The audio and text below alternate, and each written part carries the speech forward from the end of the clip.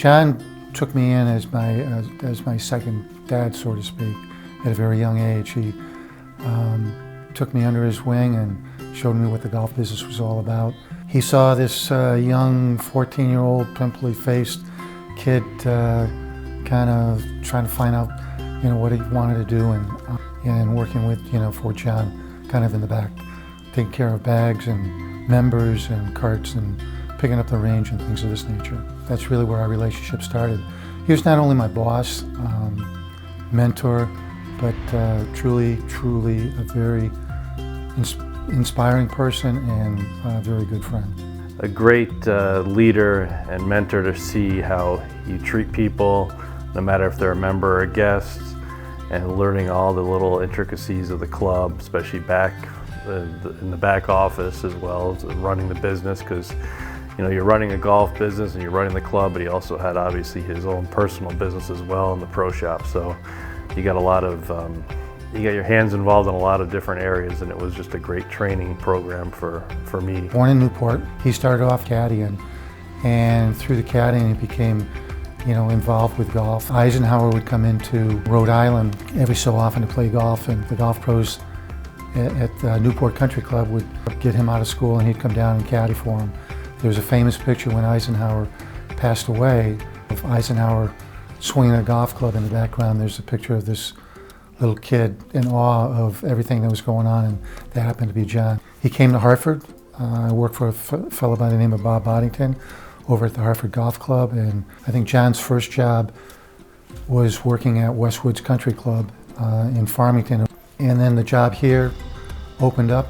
He tells me the story that it was a really snowy day, there was a blizzard that was coming in, and the board that was going to interview him happened to be here at the club, but they called him and said, look, we know there's a snowstorm. If you want to reschedule, that's fine, we can do that, we'll get you in here some other time. And John said, nope, I'll be there. He tells me he walked 5 miles in the snow, to get here. I'm not quite sure how true that was, but the board at that time made the best decision that they ever made in hiring somebody. And he was here since 1966 until his retirement. At the Country Club of Farmington, and was there for 40 years. So, he'd be here from sunrise to sunset sometimes, and he just liked going on that teaching tee, going down the line when he used to give free clinics and just talk to people, help them talk about their game, talk about anything outside of the game as well.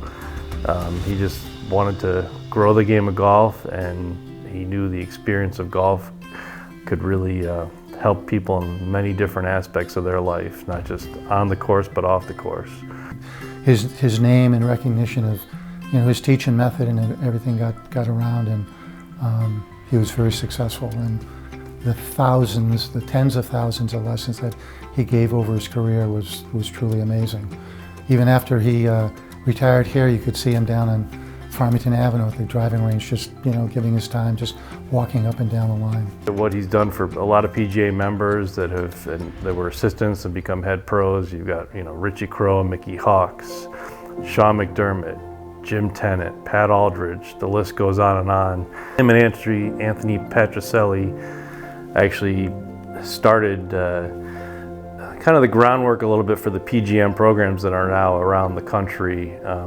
They went around the state of Connecticut and trying to kind of start a basis of that program and try to really grow the game and grow the profession. Started a real good culture here at the club, and obviously a lot of traditions. I mean, we're still wearing shirt and ties down from the bag staff up to the professional staff. Young golf professionals, young men and women that either gave him a call asking for his advice over the phone, or he would actually go in and sit down and talk to them. He was always available, never said no to anybody. John was really ahead of the times. He and a fellow by the name of Tony Petrocelli, who used to be a member at the Golf Club of Avon, and Larry Burke, who was a member here at the Country Club of Farmington, really started the employment committee before there was an employment committee, and John would go around and speak to different clubs throughout the area about why it's important to hire a PGA golf professional, what a PGA golf professional will do to elevate their club in the golfing community, and they were very, very successful. He worked really hard to get things up and running and take care of the members, and at that time I think they had maybe 12 electric golf carts and range and things of this nature. He started his own business in merchandising the golf shop. And what John sold out of the what is called the Little Red Clock Shop was absolutely amazing. You name it, he sold it, and very, very successful at doing it. He actually, with a lot of fellows that were starting off in the business like himself, when he started, didn't really have the means to stock the golf shop, and he would just tell them, come on over and take stuff out of his shop, out of my shop, and we'll get together when you get your feet on the ground and settle up. And the number of people that he did that for was just truly amazing. Look around. Here we are, we're doing this interview in what's called the John J. Murphy room. It overlooks the entire golf course. You look up and you can see the first hole, and people come in on the 18th, and the members, that shows you what the members thought of him here. I think he really just wanted to help other people achieve goals and just be the best professional they could be. So I think he just really helped so many PGA professionals that he's well deserving of the award. 4 things that John truly loved, and his faith, his family, and the game of golf, and the people he got to know through the game of golf. There's a picture over here behind me that's says a pro's pro, and he truly was a pro's pro.